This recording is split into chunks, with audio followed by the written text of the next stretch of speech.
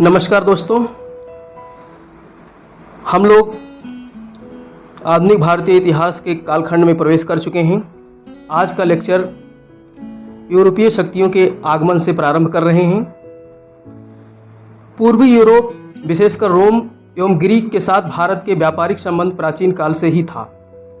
तब व्यापार के मुख्यतः दो मार्ग प्रचलित थे, एक स्थल मार्ग और दूसरा जल मार्ग। स्थल मार्ग टर्की व फारस के रास्ते अफगानिस्तान होकर उत्तर पश्चिम भारत के खैबर व गोमल आदि दर्रों के मार्ग से गुजरता था, जबकि जल मार्ग के दो रास्ते थे, एक फारस की खाड़ी होकर और दूसरा लाल सागर व भूमध्य सागर के रास्ते।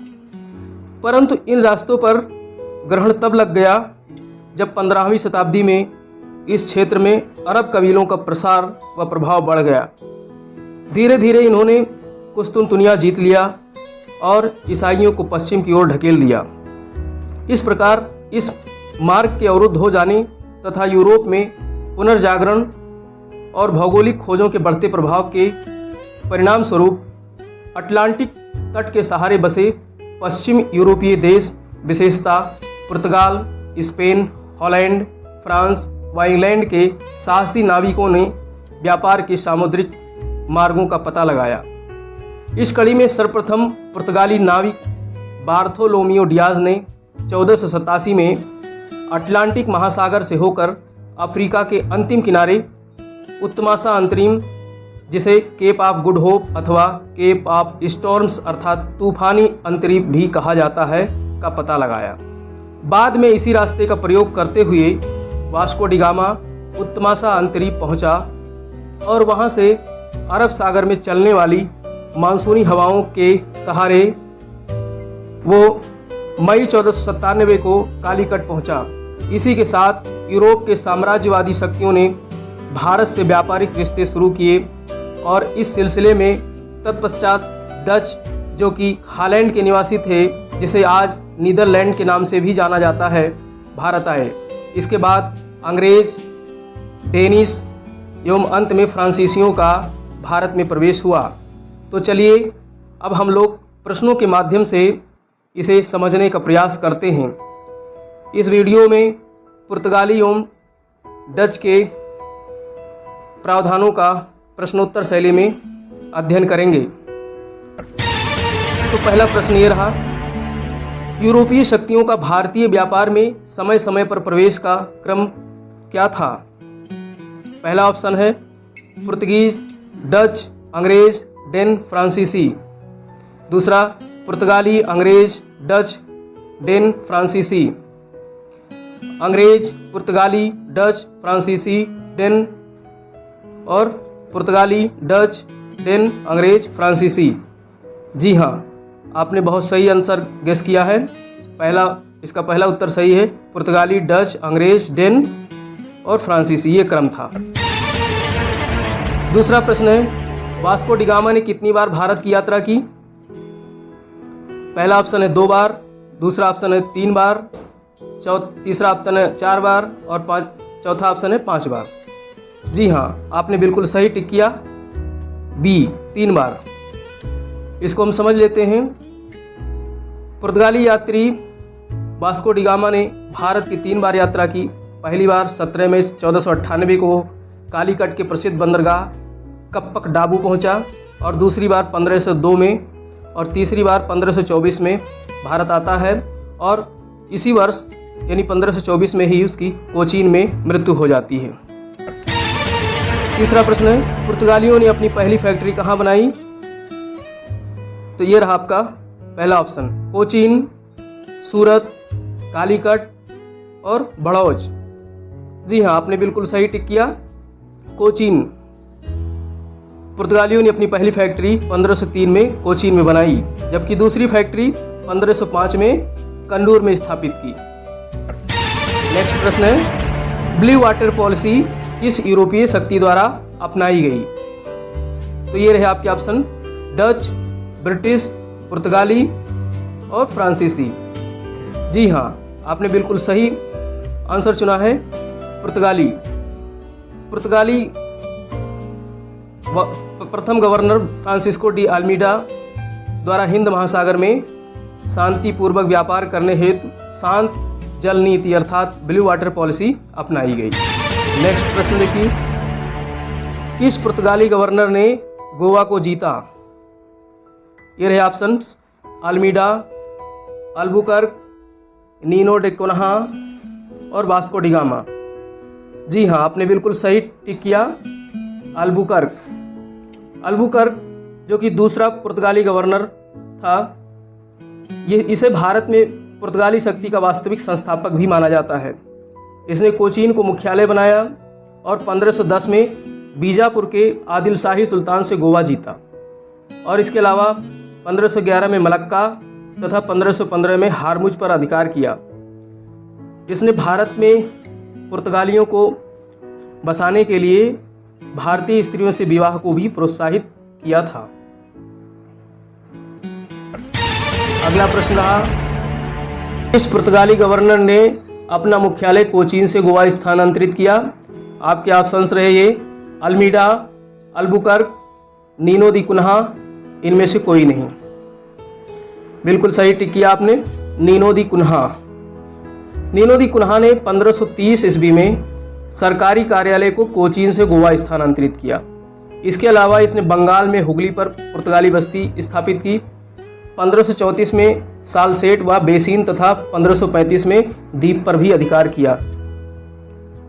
नेक्स्ट प्रश्न है, कार्टेज व्यवस्था क्या थी? तो अरब सागर में पुर्तगीज से परमिट प्राप्त करके ही भारतीय या अरबी जहाज़ों का प्रवेश।